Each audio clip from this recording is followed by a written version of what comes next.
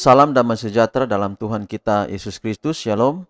Puji Tuhan, kita telah ada di hari yang baru, Selasa 10 Agustus 2021. Dan renungan kita untuk hari ini dengan judul Kita Diperdamaikan kepada Allah oleh Kematian Kristus. Kita diperdamaikan kepada Allah oleh kematian Kristus. Sekali lagi renungan kita pada hari ini kembali berbicara tentang peran pengorbanan Yesus Kristus. Dia adalah simbol dari domba yang disembelih mati dan mengorbankan hidupnya untuk kita.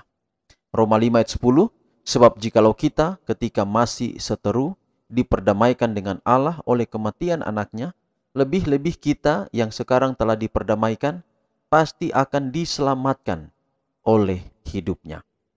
Salib disertai dengan suatu kekuatan yang tidak dapat diungkapkan dalam bahasa. Pengorbanan Kristus mewakili manusia. Memalukan usaha, metode kita yang kerdil untuk memenuhi dan meninggikan umat manusia, untuk menolong pria dan wanita berdosa menemukan Yesus. Usaha-usaha dari anak-anak Allah haruslah dari suatu karakter yang berbeda daripada yang sudah diperlihatkan oleh banyak orang. Jika mereka mengasihi Yesus, maka mereka akan memiliki pemikiran yang luas tentang kasih yang telah diekspresikan bagi manusia berdosa, yang memerlukan suatu persembahan yang amat mahal untuk menyelamatkan manusia atau umat manusia. Juru selamat kita meminta kerjasama dari putra dan putri Adam yang telah menjadi putra dan putri Allah. Juru selamat kita menyatakan bahwa ia membawa sumbangan hidup kekal yang dibawa dari surga. Ia harus ditinggikan di atas salib Golgota untuk menarik semua manusia kepadanya.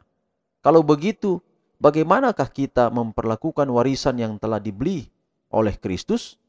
Caranya adalah kelemah lembutan, penghargaan, kebaikan, simpati, dan kasih harus ditunjukkan kepada mereka. Kemudian kita bisa bekerja, menolong, dan menjadi berkat terhadap satu sama lain. Dalam pekerjaan ini, kita memiliki lebih dari sekedar persaudaraan manusia. Kita mempunyai persekutuan luhur dengan para malaikat surgawi. Mereka bekerja sama dengan kita dalam menerangi kaum rendah dan yang tinggi. Setelah terlibat dalam pekerjaan itu, pekerjaan penebusan yang menakjubkan, Kristus atas persetujuan Bapanya bertekad mempertaruhkan segalanya. Betapapun mahalnya, tidak menahan apapun. Betapapun berharganya, yang akan menyelamatkan orang berdosa yang malang, ia rela memberikan seluruh isi surga kepada pekerjaan keselamatan ini, memulihkan gambaran moral Allah dalam diri manusia. Menjadi putra dan putri Allah adalah menjadi satu dengan Kristus di dalam Allah, dan menyerahkan diri dalam kasih yang sungguh-sungguh dan penuh pengorbanan diri untuk memperkuat dan menjadi berkat bagi jiwa-jiwa yang sedang binasa dalam dosa-dosa mereka.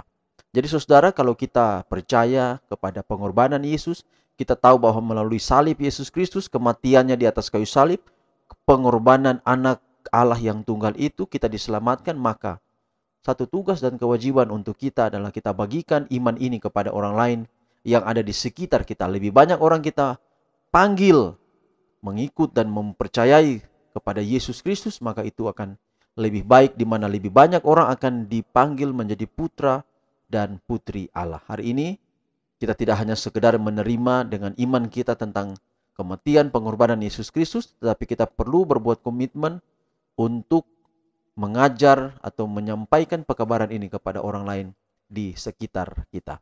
Tuhan berkati pekabaran pada pagi hari ini adalah menjadi doa dan harapan kita semua. Sampai jumpa pada ibadah atau renungan kita besok. Shalom.